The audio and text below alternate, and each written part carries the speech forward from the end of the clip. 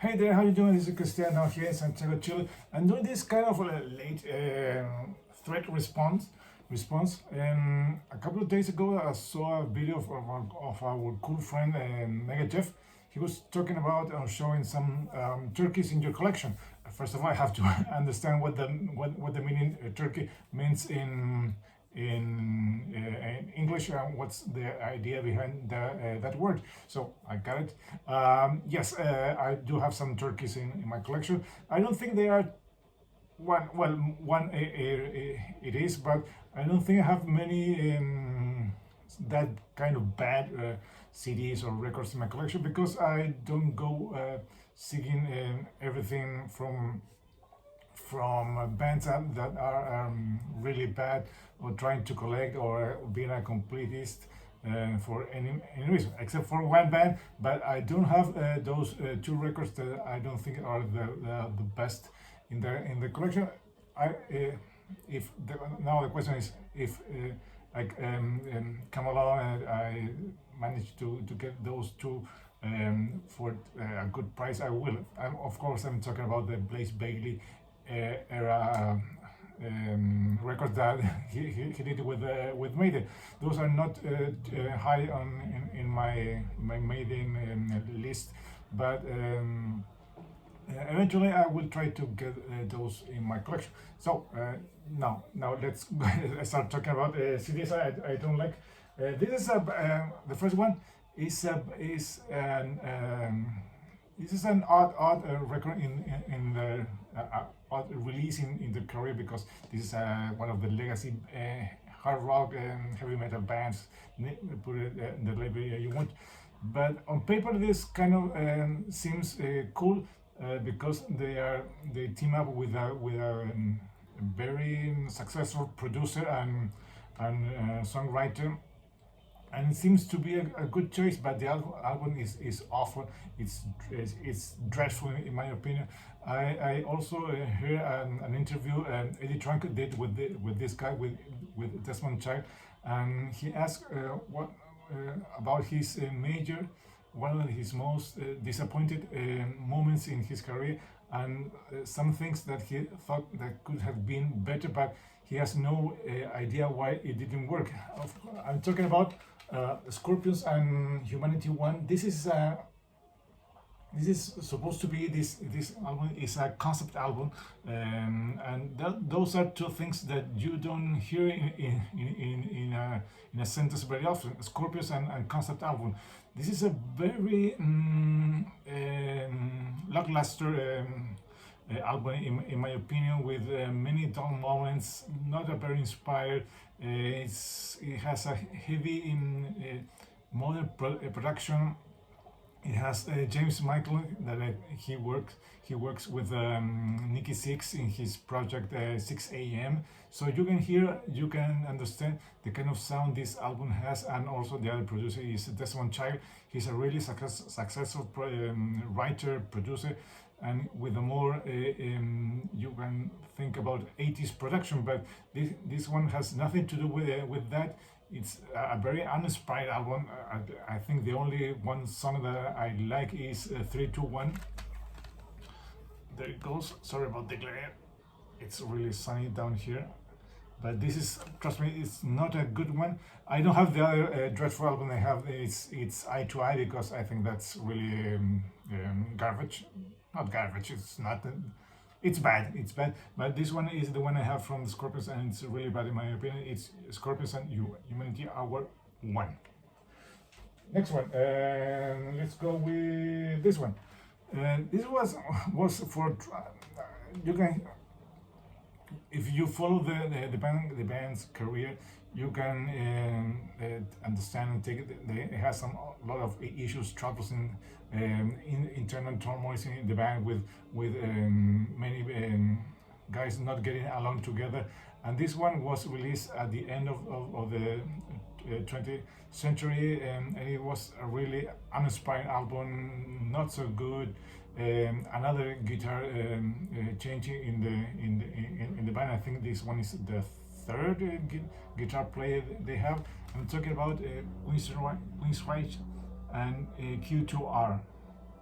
Q2, no, sorry, Q2K. This is a very uninspiring. It's long, it's boring, not so many memorable songs. I think the only one I think I like is Falling Down, the opening track, and I really can't recall any of the other songs. I don't know, maybe some Queensrÿche fans over there think this is a good one, but to me, unfortunately, this one and Promised Land are not two good albums, and you can tell the writing was on the wall. The band didn't get along with Jeff Tate, and I think in two more albums he was kicked out of the band after having some big internal problems within the band members, but this one is not a good one. Q2K by Queensrÿche. Next one, let's go with yes, this one. Unfortunately, this is not so good one in my opinion. I don't have the one that I think it's the one of the worst he has ever done as a solo artist. That's patient number 9. But this I'm going to talk about Black Rain. This one not so good to me. I think after No More Tears, that was the last really good one, and then it went all downhill for Ozzy. So many outside writers. This one has a big modern production. I don't like the sound of the guitar. I think this one is the only one he recorded with Gus G, if I'm correct. And Gus G is a great guitar player, but it's not the best fit for Ozzy. I think the only guy he can play right now and understands Ozzy is Zakk Wylde, but Zakk Wylde has a different guitar tone, a different guitar sound, and you can hear him when he was playing with Ozzy, that his sound really influenced Ozzy, changing the cool sound we all know of the other guitar players, of the sound that he had in his previous album. I also don't like the way the Ozzy's voice sound. It's too it's too processed. Yeah, I think they put it so many effects on his voice that he sounds like artificial, trying to make him sound good. I think that we know Ozzy's not one of the best singers. He's more a performer than a singer, but in this album he sounds way too processed, and also the sound of the guitar is not so good. A couple of good tracks, yes, you can have here, but not one album I listen very often. In fact, I have no idea when it was the last time I give this one a spin. So, Black Rain from Ozzy. Next, let's go with an album that it's, you can say, is kind of sign of the times, because of the era this album was recorded and the changes the band was seeing in the music scene. It's Anthrax and Volume 8, the second one with John Bush. A great singer. I think he's a perfect fit for Anthrax. I think he's a better singer than Joey Belladonna. He has a better range. He has, I think he's a better singer, but he's not the classic one from the best albums they recorded. So that takes a lead for Joey Belladonna. But this album also not so good. Many songs, a couple of good ones. Here we don't have a former lead guitar player. I think in this album, Dimebag Darrell played guitar, but not so many memorable guitar solos like the albums we know of Anthrax from the 80s. This is not to me, this is not a thrash album of the ones that we used to know about the band. This is a more a 90s groovy album. You can all hear the big impact Pantera and new metal and groove metal had in the band. A couple of good songs. Crash is good. Inside Out is good. but there are too many dumb songs like Cup of Joe. That's, I don't know. Born Again Eaters, it's kind of okay. Stealing from a Thief, it's also okay. This is an okay album. If you read Scott Ian's album, Scott Ian's this biography, he's also not very fond about this album. They were on a really small record label that went bankrupt after releasing this album, so they have no promotion, no little radio airplay. So this one is not a good one to me. From the Mighty Anthrax, Volume 8.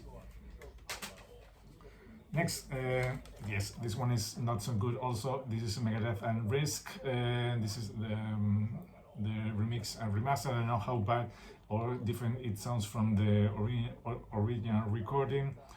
Another travel album. If you read what Mustaine says here, he was having again troubles with the band, not getting along with his fellow music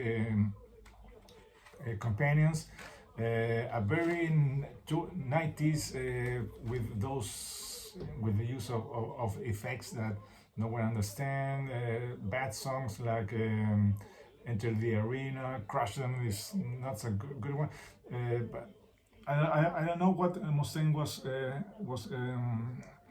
was thinking about this one. He says that the band wanted to go in that direction, but that's really not a good excuse, as he is Megadeth. He decides in which way the band is going to go, musically speaking. He writes all the lyrics. All the songs are written by Mustaine, and sometimes other guys helping with the songs. So it's not one of the best excuses or reason why this album sounds the way it sounds, and why it's one of the weakest in their discography. And finally, of course, the poster child in any bad album, Turkeys. This is Metallica and Saint Anger. We all know why this album sounds the way it sounds, why it was released. Although when it was released, I thought it was a relief because it doesn't sound, it was a complete change in direction from the previous two one that I really also don't like very much, Load and Reload. One thing about it, I think the sound of this album is much better if you listen to the DVD that it's accompanying this release, because the sound of the trash can that Lars Ulrich is hitting doesn't sound the way you can hear it in the CD. So if you want to give a different look at this album, if you put it that way, try to watch the DVD of the live performance they did of the songs. It doesn't sound that bad. The songs are not good, are not great. You have here no guitar work from Kirk Hammett. We all remember the things that the band was having, the issues they had. He has less input in this album than in many others, or at least in previous one. And of course, this is the Metallica's worst album in my opinion. Very close with Reload and also Load. Of course, Metallica's it has nothing to do this sound with the first 41 and even some of the albums they did after this one. But of course, this is Metallica's worst album and one of the poster childs for any Turkish album in any heavy metal, thrash, hard rock, you name it, rock collection. Metallica's Saint Anger. There it goes. So that's it. Those are some albums. I think they are one of the worst things these classic bands have done in their career. Hope you like my input. If you have ones in your collection, please share it with all of us. It would be awesome and cool to see what you think about some albums that are not that good. This is Christian down here in Santiago, Chile, saying goodbye till next time.